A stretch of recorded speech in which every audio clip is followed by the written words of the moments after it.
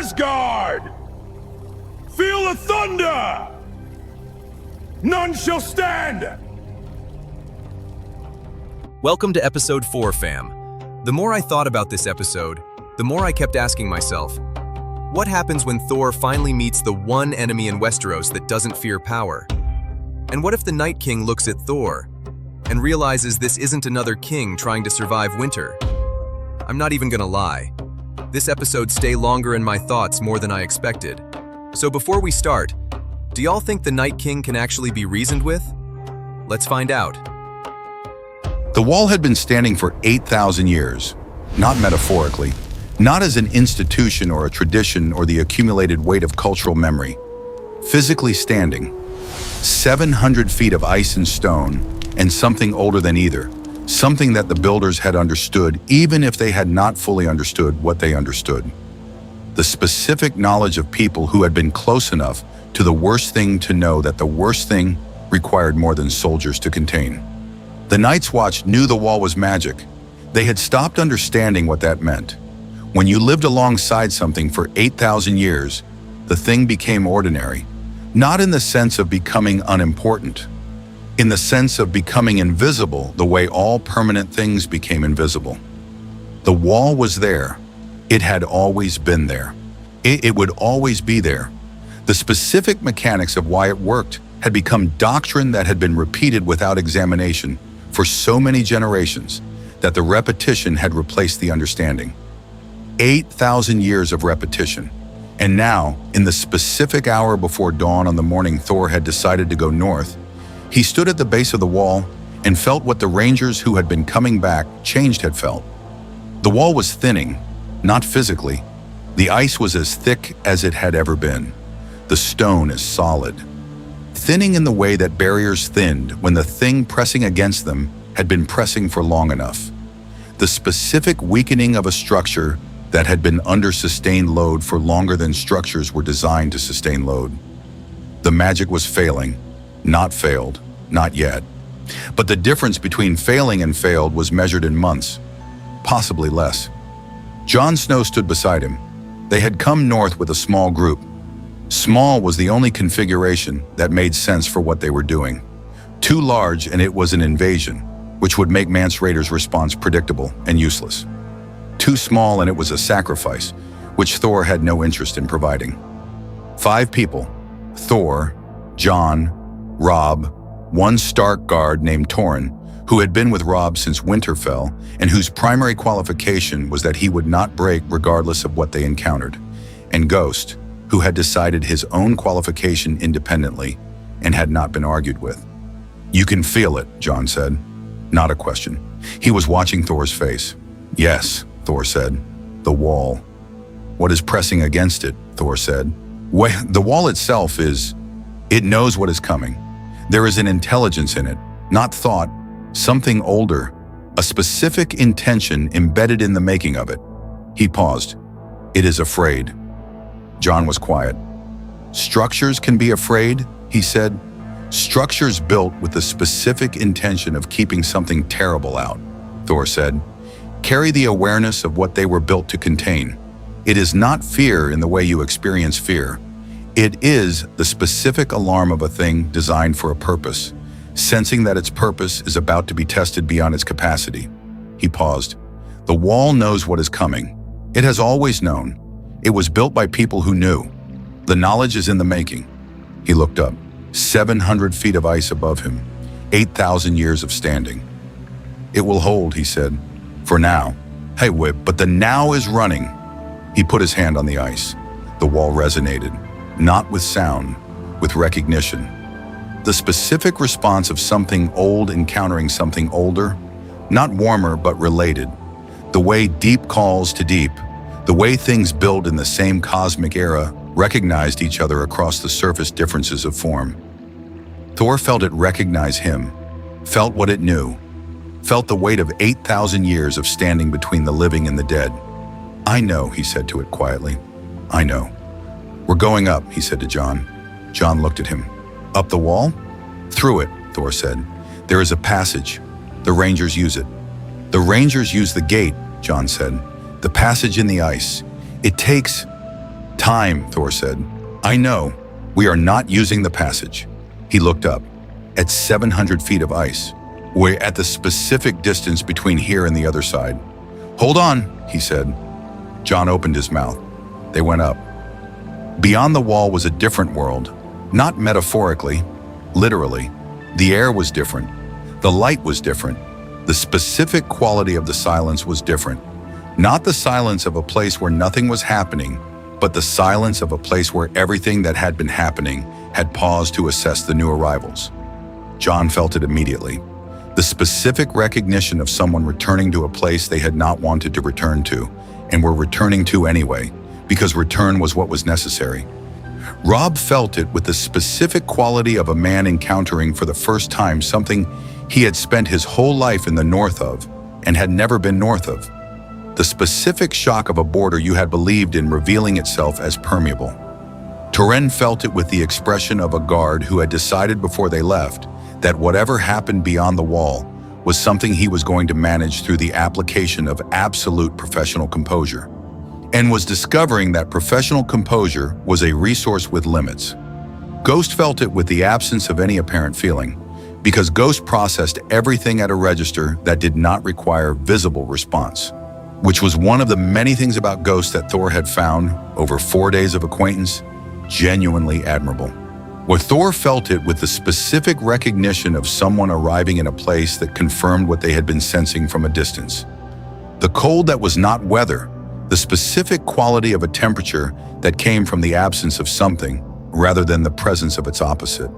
Not the cold of winter, the cold of what winter was pointing toward. How far?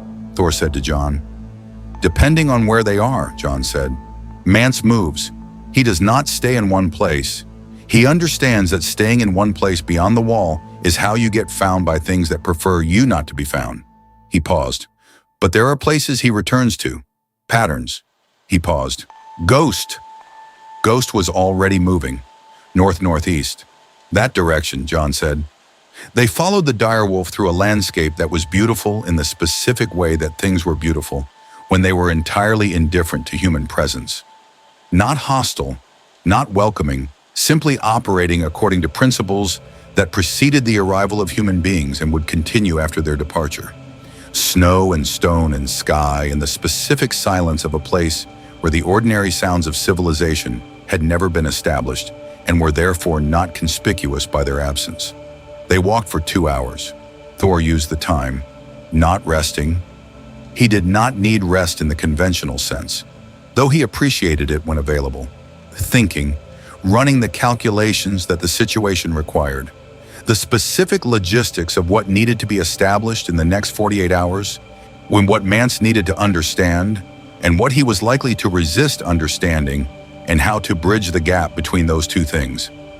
He thought about what Jon had told him about Mance, former Night's Watch Ranger, left the Watch after years of ranging beyond the wall, not for cowardice, for the specific reason that the Watch's rules had become inadequate to what the ranging actually required, and Mance had been the kind of person who could not sustain the gap between the rules and the reality, had gone over to the free folk, had earned their respect through the specific combination of knowing what they knew and bringing them something they lacked: strategic capacity, organizational ability, the ability to translate the knowledge of people who had been living in the shadow of the long night into a plan that might actually constitute response rather than simply endurance. King beyond the wall, not because he had claimed it, because they had recognized it. Thor understood the distinction. He will test me, Thor said. Yes, Jon said. How? He will ask you to demonstrate that you understand what he is dealing with before he trusts you with anything useful, Jon said. He has been tested by everyone who has ever tried to manipulate the free folk, and he has a very accurate sense of the difference between someone who wants to use them and someone who wants to help them. What is the difference in his assessment? Thor said. Jon thought about this. Whether you can see them, Jon said finally. Not their military capability or their knowledge or their numbers. Them. Whether you can look at the free folk and see people rather than assets. He paused. He has been offered alliance by Southern Lords before. All of them saw assets. None of them saw people. And he knew immediately, Thor said. He knew immediately, Jon confirmed. Then, Thor said, the test is not about what I say, it is about what I see. Yes, Jon said. Good, Thor said. I can pass that test. You're certain? Thor looked at the landscape, at the world beyond the wall, at the specific weight of everything that lived here. Not just the free folk, all of it. The ancient quality of a place that had been what it was since before the wall existed and would continue being it regardless of what happened in the south. I have been seeing people, Thor said, and for 1,500 years. It is the one skill I am certain I have. Mance Rayder's camp was not what Robb had expected. Robb had expected, based on everything his father had told him and everything the Night's Watch Ravens had described, a gathering of savages, violent, disorganized, the specific chaos of people without the institutional structures that Southern lords relied on to convert groups of individuals into functioning units. What he found was a community, not the formal community of a Southern village, the specific informal community of people who had been living in proximity and difficulty for long enough that the community had emerged organically from the shared experience rather than being imposed through hierarchy. Children running between the tents with the specific energy of children who were being allowed to be children. Fires maintained at the specific temperature of fires that were being managed rather than simply burned. Lookouts positioned with the specific attentiveness of people who understood that being found by the wrong things was fatal.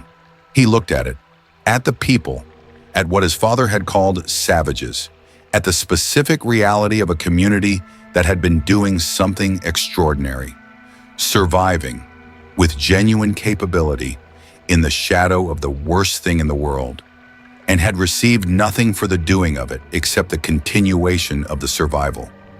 He thought about his father, about what his father had said about the Night's Watch, about the wall, about the thing beyond the wall, about the specific grief of a man who had understood something his entire civilization had collectively decided to stop understanding.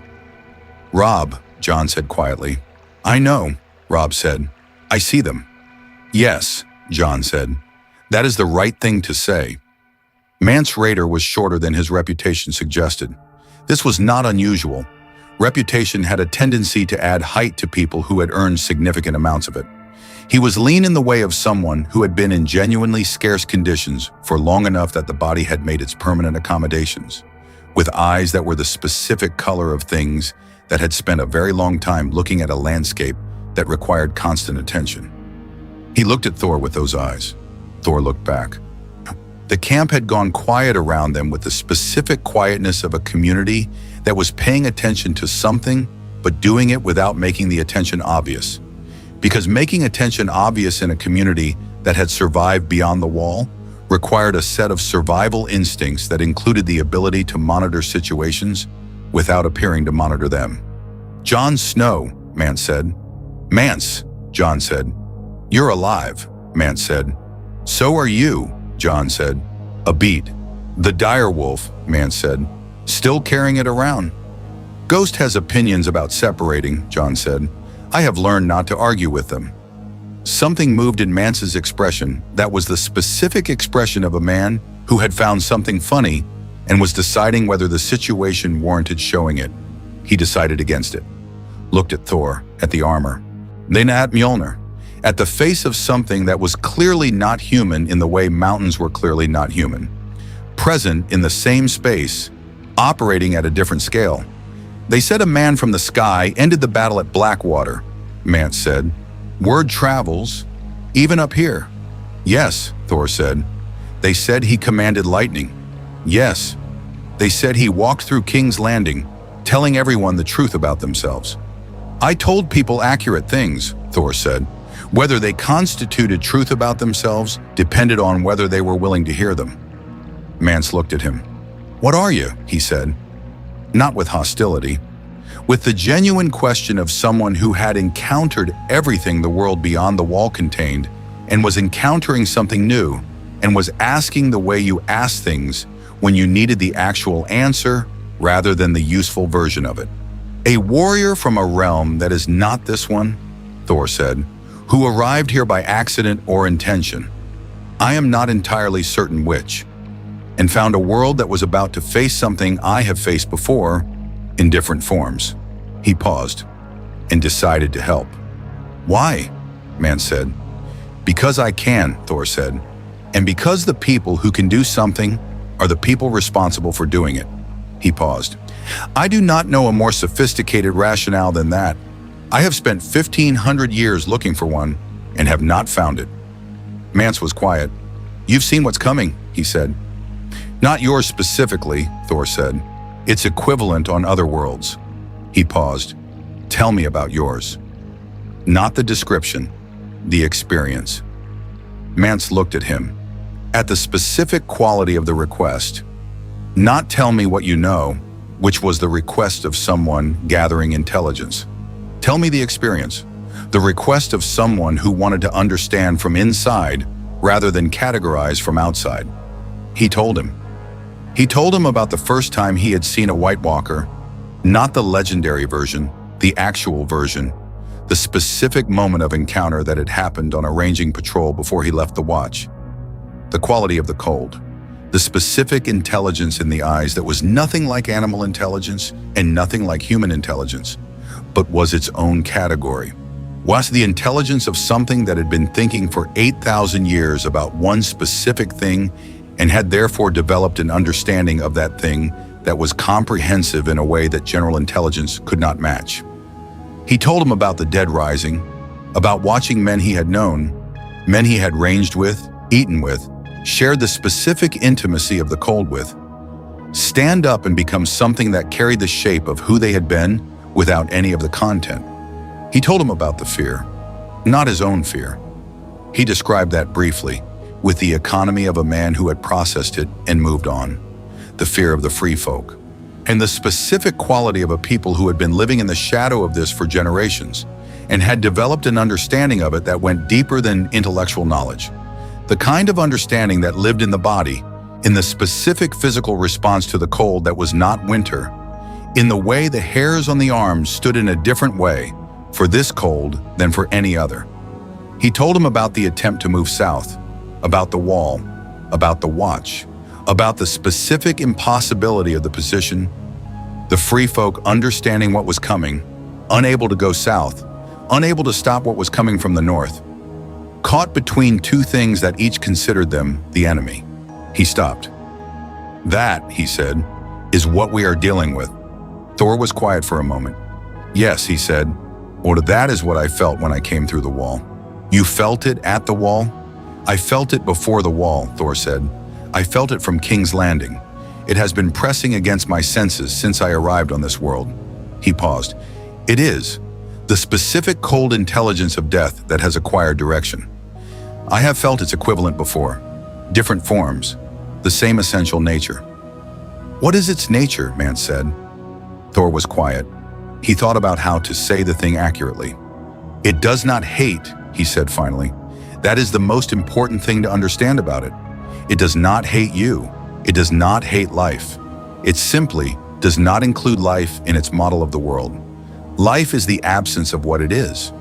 The presence of warmth and movement in the specific entropy of things that grow and change and die and decompose and grow again. He paused. The Night King wants to end that cycle. Not because the cycle has done something to him, because the cycle is what it is and he is what he is and they cannot both occupy the same world. Mance stared at him. That is, he started, more frightening than malevolence, Thor said. Yes, I know. He paused. Malevolence can be reasoned with. It has wants. It can be satisfied or redirected or contained through the specific mechanisms of understanding what it wants and working with or against those wants. He paused. The Night King does not want anything you can give him. He wants the end of the giving. That is a different category of problem. Then how do you fight it? Mance said.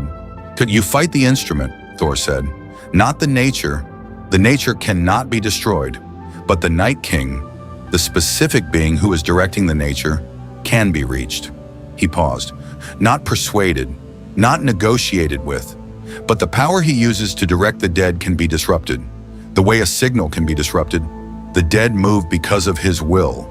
Remove the will and the dead stop. Kill the Night King, Mance said flatly. Yes, Thor said. Everyone knows that, Mance said. Knowing it and doing it are different.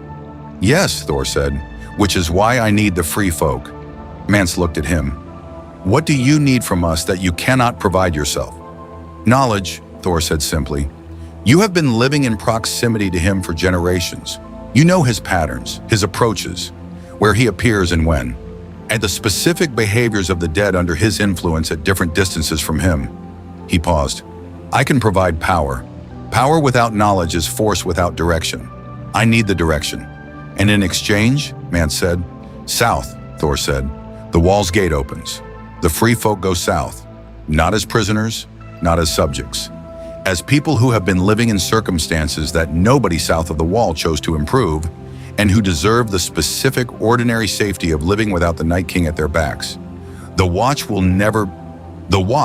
Thor said, has 700 men and 17 empty castles, and is about to face an army of the dead. The Watch's opinion about who passes through the gate will not be the determining factor in the coming weeks. He paused. I am not asking the Watch's permission, and I am telling you what will happen. Mance looked at him for a very long time, with a specific assessment of a man who had been promised things before and had learned to read the difference between performance and intention. You came north yourself, he said. Yes, Thor said. You could have sent someone. Yes, Thor said. Why didn't you? Because, Thor said, you needed to see what you were dealing with, not hear about it, see it. He paused. And because what I am asking requires that you trust the person asking rather than the institution they represent. Another pause. Institutions can be manipulated. I am harder to manipulate.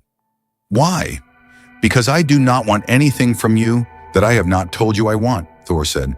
No hidden agenda, no political positioning. I want your knowledge. I want the free folk south of the wall. I want to fight the Night King with every available asset, and I want to win. He paused.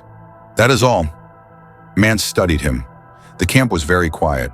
The specific quietness of a community that had been listening from a respectful distance and was now processing what it had heard.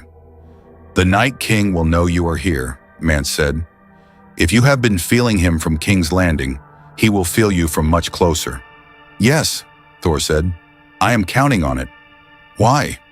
Because, Thor said, I want him to know I am here. I want him to feel something he has not felt in 8,000 years. He paused. Something that makes him uncertain. What? Thor looked north, at the dark beyond the camp, at the specific quality of the horizon that was not night and was not weather, and was the presence of something that had been advancing for generations. Something he cannot end, Thor said. Something that looks at what he is and does not stop. The Night King felt Thor cross the wall at 0312. He felt it the way he felt everything that was significant in the world. Not through organs or senses in the biological sense, through the specific awareness of something that had spent 8,000 years developing its relationship with the fundamental forces of the world, to the point where the forces themselves communicated information the way nerves communicated pain. He felt warmth, not the warmth of a fire or the warmth of a living body. Those he felt constantly, the specific distributed warmth of a million living things that he was aware of the way a man was aware of sounds in a room. Background, continuous, actionable when the time came. This was different. This was warmth in the way that a sun was warm, not distributed, concentrated. The specific concentrated warmth of something that was, at its fundamental level, a manifestation of heat and light and the specific cosmic forces that those things represented. He had felt fire before. Fire was manageable. Ice was older than fire. This was not fire. This was something older than the cold he represented. Something that predated the long night. Something that predated this world. He stood in the darkness beyond the wall and felt it and did something he had not done in 8,000 years. He considered. Not the rapid tactical calculation of immediate threat assessment. That was continuous and automatic, running at all times. The specific slower consideration of something that had encountered a variable it had not previously encountered and was revising its model accordingly. 8,000 years of the same model. The model was, The living are finite, the dead are infinite. The living exhaust themselves fighting. The dead do not exhaust. Time is always on the side of the cold. The model was sound. The model had been correct. Until now. The warmth beyond the wall was not the warmth of someone who would exhaust. He could feel the difference. The difference was in the quality of what he was sensing, not the desperate burning quality of living things fighting against their own mortality, the specific brightness of beings that were burning toward their end. Something sustained. Something that had been burning at this temperature for longer than he had been accumulating the dead. Something patient. He understood patient. He had been patient for 8,000 years. He had never felt patience that matched his from the other side. The whites nearest the wall felt his stillness and stopped moving. The White Walkers felt it and oriented toward the north, away from the wall, because the Night King's attention had shifted, and their attention followed his attention with the complete correlation of things that were extensions of a single will. He stood in the dark, felt the warmth pressing north through the wall toward him, and he made a decision that was new. Not retreat, not acceleration, assessment. He wanted to see what this was. He wanted to understand it before he decided how to respond to it. 8,000 years of patience had produced that quality in him. The specific willingness to wait for sufficient information before acting, to resist the pressure of the immediate in favor of the accuracy of the considered. He would wait, he would watch, and he would understand what was beyond that wall, and then he would decide. Thor felt the change at 0330. He was sitting outside Mance's tent in the camp's center, in the specific stillness of someone who had decided to be a presence that the camp could orient toward. Not performing vigilance, simply being present in a way that communicated that the presence was reliable. The change was subtle. The pressure from the north, the specific cold intelligence that had been pressing steadily since he arrived on this world, shifted, not diminished. Shifted. The difference between a river pushing against a bank and a river that has encountered an obstacle and is assessing whether to go around it or through it. The Night King had noticed him and had not accelerated, had paused. Thor sat with this. It was not what he had expected. And he had expected one of two responses. Acceleration, the specific reaction of something that has been comfortable in its advance, encountering a threat and deciding to end the threat quickly before it could consolidate. Or retreat, the tactical withdrawal of something that had assessed the new variable and decided that the balance had shifted unfavorably. Neither. Pause. Assessment. The Night King was intelligent, not in the way that the word was usually used, not clever, not strategic in the tactical sense, intelligent in the deeper sense. The specific intelligence of something that had been doing one thing for 8,000 years and had developed, through that doing, an understanding of its domain that was comprehensive rather than brilliant.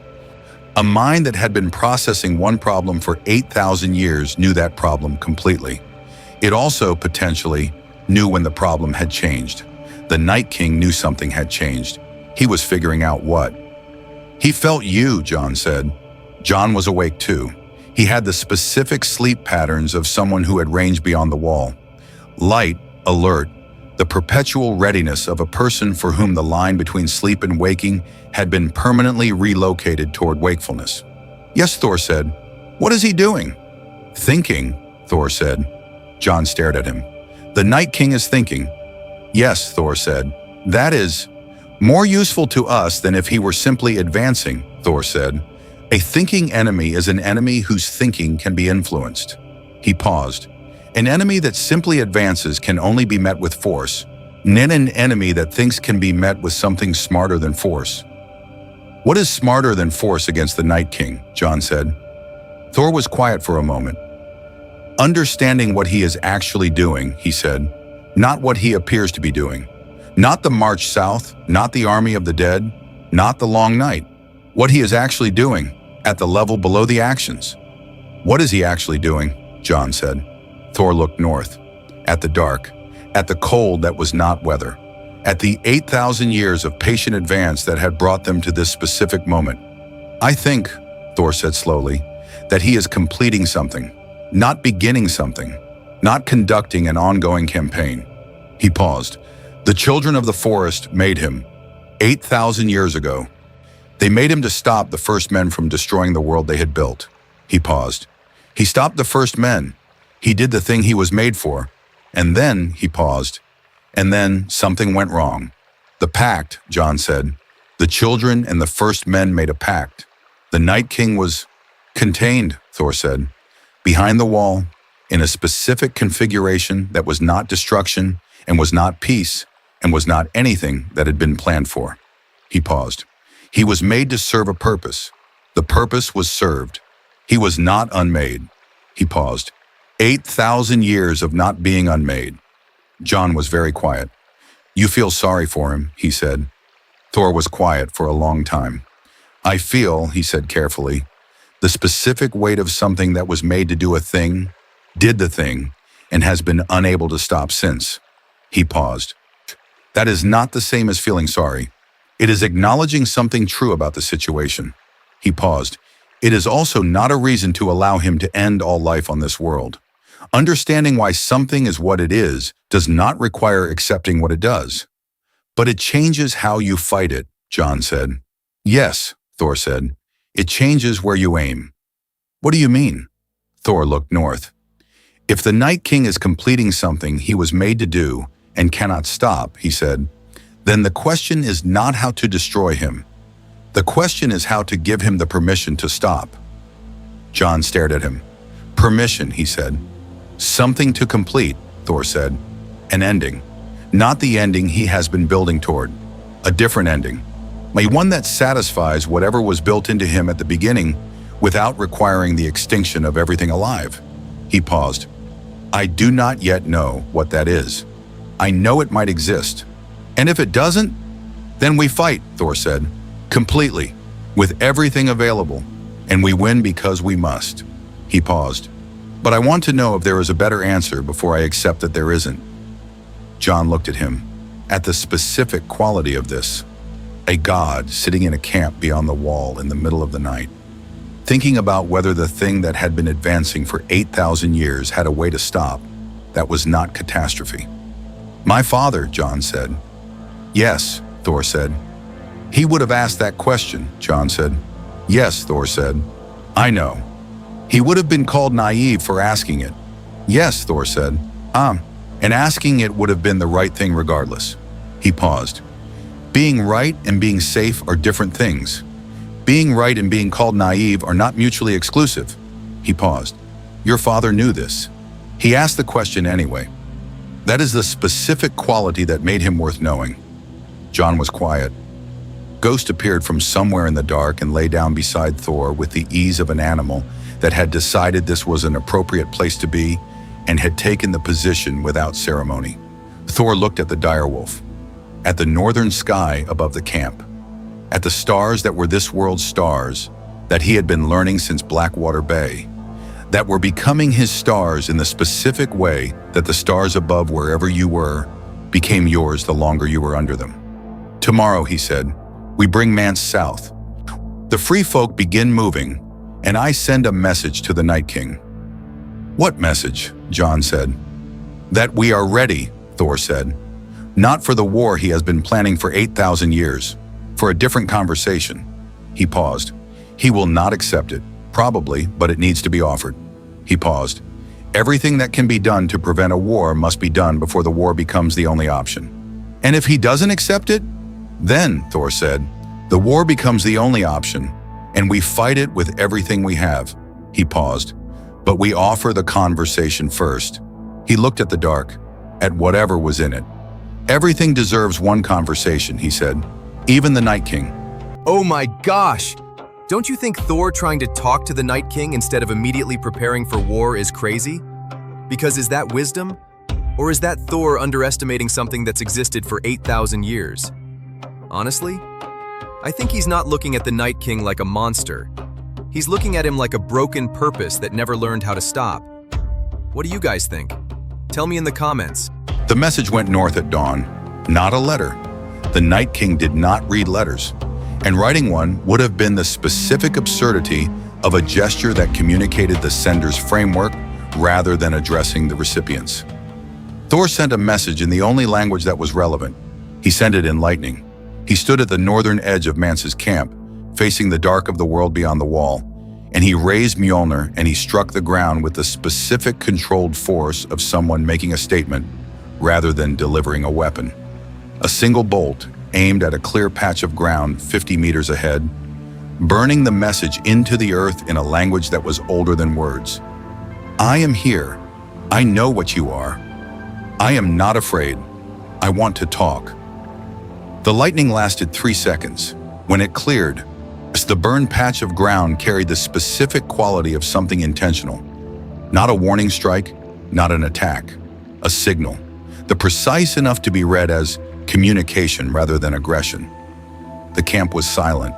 The free folk who had gathered at a respectful distance watched with the specific expression of people who had seen significant things and had learned to assess them quickly. Threat or not threat, act or wait.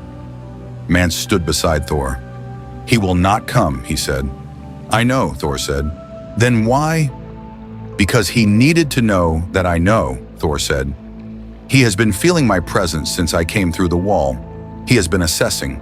I want him to understand that the assessment is mutual. He paused. He thinks he is the only one who has been patient for a very long time. And I want him to understand that patience is not his exclusive territory. Mance was quiet. What do you expect him to do? He said. Nothing immediately, Thor said. He will think, the same way he thought when he first felt me. And in the thinking, in the specific pause of something that has been advancing without pause for 8,000 years and is now pausing, something might shift. He paused. Or it might not. But the pause is worth creating. He lowered Mjolnir, turned to face the camp, to face Mance, to face the free folk who had gathered. He looked at them the way Jon had told him Mance would want him to look at them. Not as assets, not as military units, not as the population of a territory or the inhabitants of a zone, as people.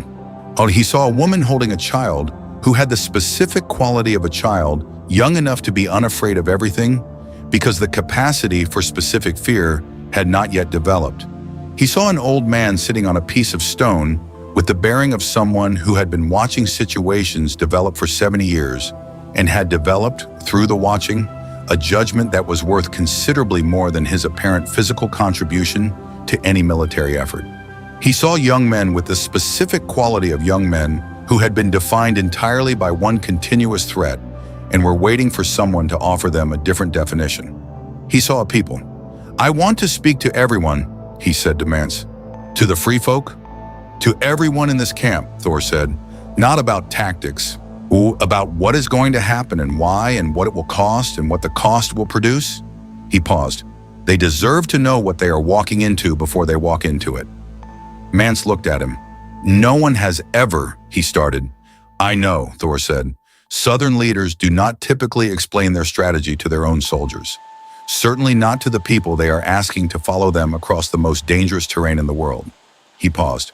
I am not a Southern leader. No, Mance said. You are not. He called the camp. 240 free folk gathered in the camp's center. Not all of them. Mance's camp was one of several, the others scattered through the area beyond the wall, with the distributed positioning of communities that had learned that concentration was vulnerability. But the ones present, 240 people standing in the specific way of people who had come to something because they chose to, rather than because they were told to.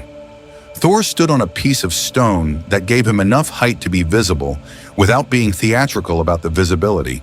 He looked at them. For a long moment, not the look of someone preparing a speech, the look of someone seeing what was in front of them. My name is Thor Odinson, he said. I came from beyond this world through a passage I did not plan to take and arrived in the middle of a war that was not mine. I have been in the South for 6 days. In 6 days I have ended a battle, told several very powerful people uncomfortable truths about themselves, destroyed a chair that everyone was trying to kill each other over, and come north. He paused. I want to tell you why I came north. The camp was very quiet. Not because you are the most useful military asset available, though you may be. Not because I need your numbers or your knowledge, or the specific information that only people who have been living in the shadow of the long night possess, though I need all of those things." He paused. "I came north because you have been here, surviving this. Without the support of the South or the protection of the Wall, or the acknowledgement of any institution that your existence and your knowledge and your endurance for 8,000 years of the worst thing in the world even matters." He paused. "That is wrong. Not tactically wrong. Morally wrong." The camp was completely still. "The South has been playing politics while you have been standing between them and extinction. The Night's Watch has been sending ravens that nobody reads. The kings and queens and lords and ladies of the Seven Kingdoms have been killing each other over a chair while you have been the only things between them and what would make the chair irrelevant." He paused. "You deserve better. You have not received better. I cannot give you back the years. I can offer you what I can offer you." He looked at the camp, at every face. "South," he said, "through the Wall, not as refugees, not as prisoners, as people who have been fighting the longest war in this world's history and have earned the specific right to stand in the South and be seen as what you are." He paused. "Not today. We need to move carefully because the South is complicated, and complicated things take time to navigate.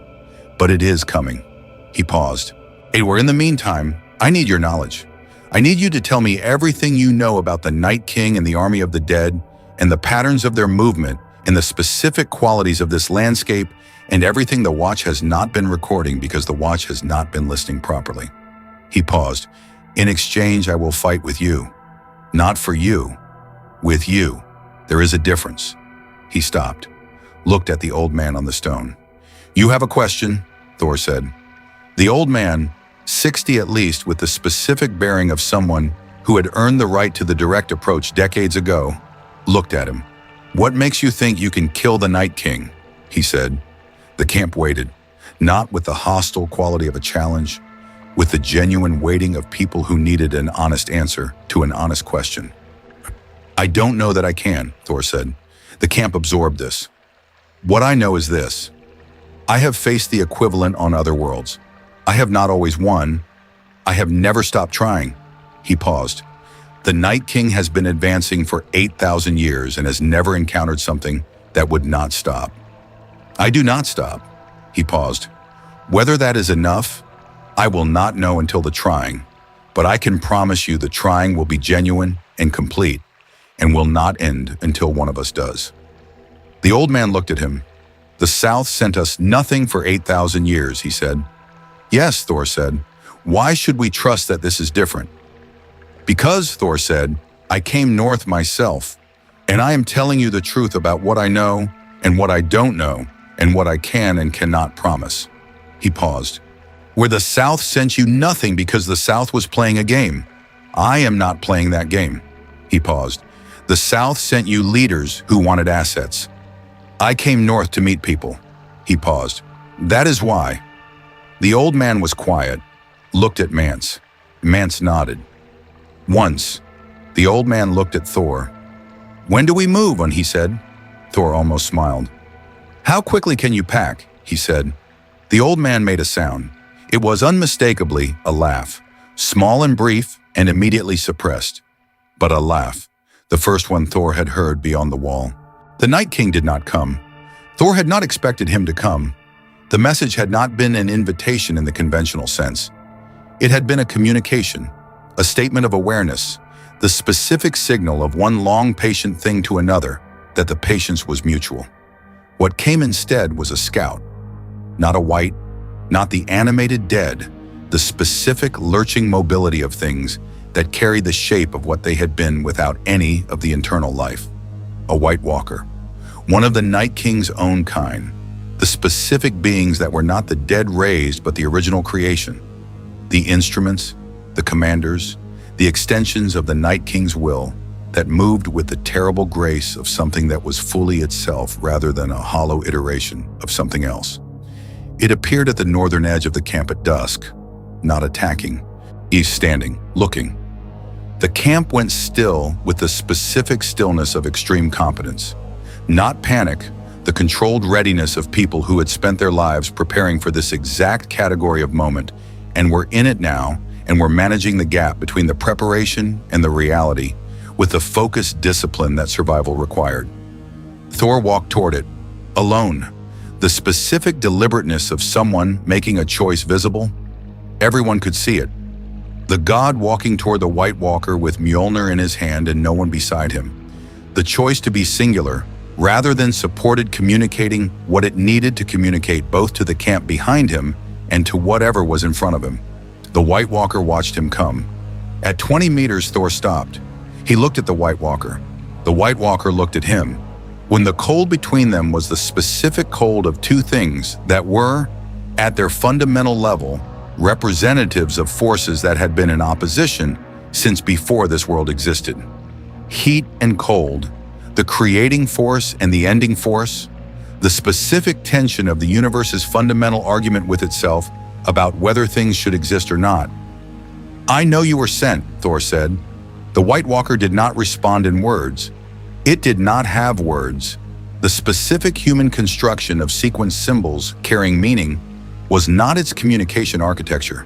It communicated in cold, in the specific quality of attention, the direction and intensity of the presence it projected. It was communicating now. Thor felt it, not with his ears. With the Asgardian senses that were calibrated for exactly this kind of communication. The specific frequency of cosmic forces expressing themselves through the specific physical forms available to them. The White Walker was communicating. "You are noticed. You are not understood. You are being assessed." "Good," Thor said. "Assess." He stood completely still. Let the assessment happen. The White Walker's blue eyes, that specific ice blue that carried the absence of warmth the way a sky at maximum cold carried it, moved across Thor with the deliberate thoroughness of something that was very good at assessment. It assessed. It found something. Thor felt the moment the assessment registered, the specific shift in the quality of the cold, the change from the cold of examination to the cold of something that has completed an examination and has encountered a result it did not expect. The White Walker had not expected to find what it found. What it found was, "This is not something the Night King has seen before." "Tell him," Thor said. "Tell him what you found." The White Walker looked at him for one more moment. Then it turned and walked north, unhurried, with the complete indifference of something that had completed its task and was returning to the place where tasks were assigned. Thor watched it go, turned back to the camp. The free folk were at the edge of the camp's center, the specific compressed readiness of people who had held their positions while something terrible stood 20 meters from their children and their fires and had not been able to act and had not acted and were now releasing the breath they had been holding with the focused exhale of extreme physical discipline, finally relaxed. Mance stood at the front. "What happened?" he said. "He sent an observer," Thor said. "I let it observe." "Why?" "Because the Night King needed to know what he is dealing with," Thor said. "He knows now." "What does he know?" Thor looked north, at the dark, at the cold, at the 8,000 years of patient advance that had, tonight, been asked to pause for a different kind of conversation. He knows, Thor said, that what arrived in this world is not something he has a response prepared for. He paused. "Yuri, that is the beginning of uncertainty. An uncertainty for something that has been certain for 8,000 years. Changes the math," Mance said. "Changes the math," Thor confirmed. He looked at the camp, at the 240 people who had been standing in the cold watching a god negotiate with a White Walker. At the old man who had laughed, at the woman with the child who was now asleep against her shoulder with the specific piece of a child who was not yet old enough to understand what had just been 20 meters away. At the specific ordinary resilience of people who had been surviving the extraordinary for so long that the surviving had become the identity. "Pack," Thor said. "We move at first light, south." The camp began to move. Not with the chaos of refugees, with the specific organized efficiency of people who had been ready to move for years and had been waiting for the word. The word had come. The free folk came through the wall at dawn, not through the gate. The gate was at Castle Black, and Castle Black had its complications, its watch brothers who had sworn oaths, and who would need time to understand that oaths sworn to contain the wrong thing were oaths that needed revision. Through a passage that Thor made in the ice itself, not destruction, not the violent opening of something that was meant to be closed, but the specific, careful application of heat to a barrier that had been built to contain cold, it opened precisely enough for people to pass and close behind the last of them, with the specific care of someone who understood what the barrier was for and was not abandoning that understanding. 743 people came through the wall in 3 hours. Not the entirety of the free folk. Mance's camp was one of many, and reaching them all would take more time than they had. But 743 people who had been born on the wrong side of the wall and were now, for the first time in their lives, or their parents' lives, or their parents' lives, standing on the other side, standing in the south. The children were very quiet. The adults were very quiet. The specific quality of 200 years of inheritance, the idea that south was safety, or that the wall was the boundary between the world as it was and the world as it could be, arriving in the actual experience of being south for the first time. Mance stood beside Thor and watched his people come through. He did not speak for a long time. When he spoke, it was very quietly. "We have been trying to do this for 20 years, and he said. "I know," Thor said. 20 years of being refused." "Yes, and you did it in one conversation." "I told the Watch," Thor said, "that the alternative was all of them dying. It simplified the negotiation considerably." Mance almost laughed. Did not. "The Night King will accelerate now," he said. "Whatever consideration the Scouts report produced in him will conclude, and he will decide that the variables have changed, and he will respond to the changed variables." "Yes," Thor said. "So how much time do we have?" "The wall will hold for months still," Thor said. "The magic is failing, but it is not failed. The Night King will not come through the wall directly. He has waited 8,000 years. He will not abandon patience for urgency." He paused. "He will find another way." "What other way?" "I do not yet know," Thor said, "but there is one. There is always another way for something that has been thinking about the same problem for 8,000 years." He paused. "That is the conversation I need to have when we return south. What the other way might be, and how to account for it."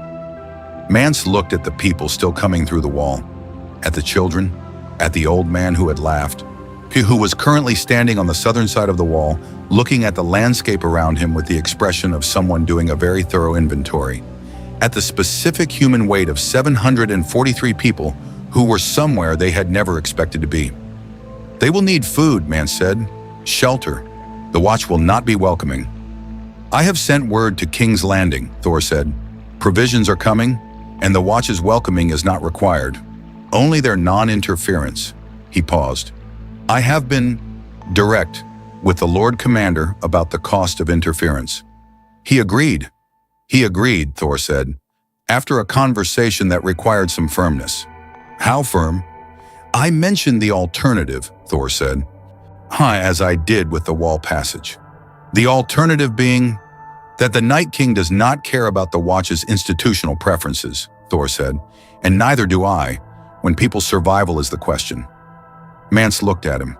At the god who had come north personally and had stood 20 meters from a White Walker and had opened the wall and was currently managing the logistics of 743 refugees with the same focused attention he brought to everything. "Why?" Mance said. "Not about the logistics, about all of it." "Why are you doing this?" he said. "Truly, not the version you told the camp. I believe that version, it was true. But there is more than what you told them." Thor looked at the people coming through the wall. At the last of them, a young woman carrying two things simultaneously, a pack that was too heavy for one person, and a sleeping child that was held against her chest with the specific grip of someone for whom putting the child down was not currently an available option. He watched her come through.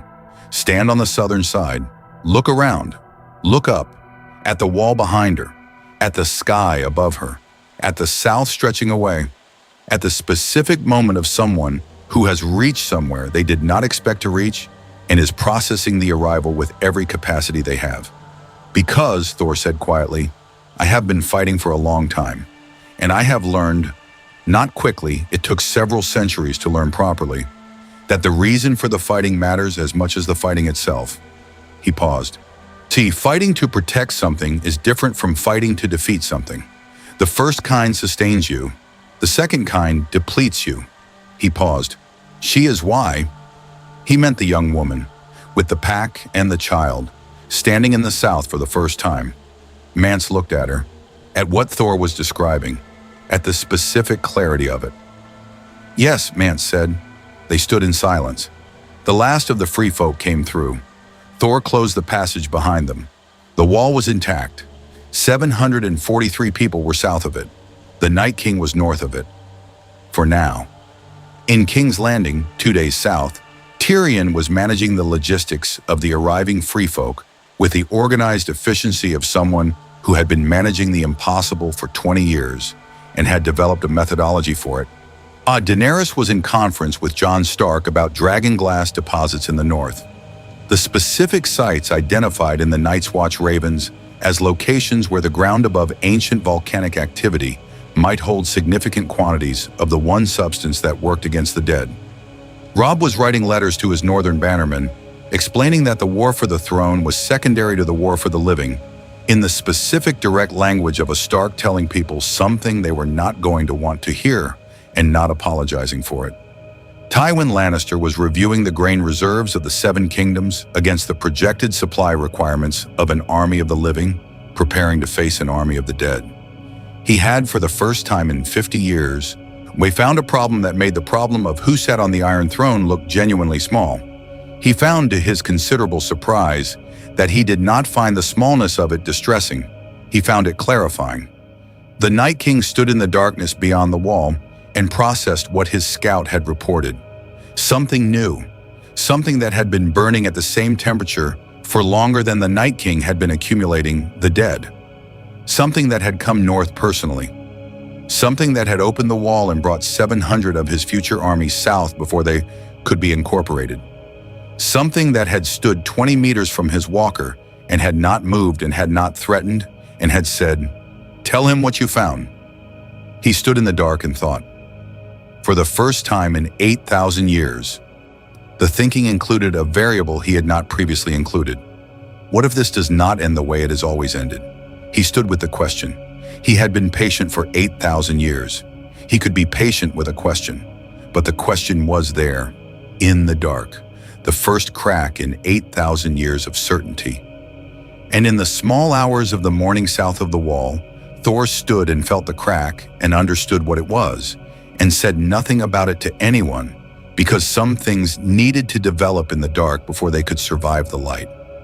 He gripped Mjolnir, looked north. Not tonight, he thought, not any night. The hammer hummed, the wall stood. 743 people slept on the southern side of it for the first time. The Night King thought his first uncertain thought.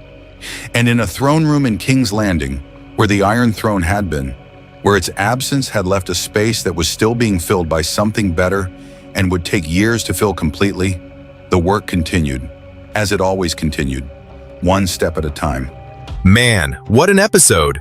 Thor standing 20 feet from a White Walker without flinching, the Night King feeling uncertainty for the first time in 8,000 years, and the Free Folk finally crossing south of the wall after generations? Yeah, this episode felt big. But honestly, the moment that hit me hardest was Thor treating the Free Folk like actual people instead of pawns. What part surprised you the most? Don't forget to drop your crossover title ideas in the comments. Cheers!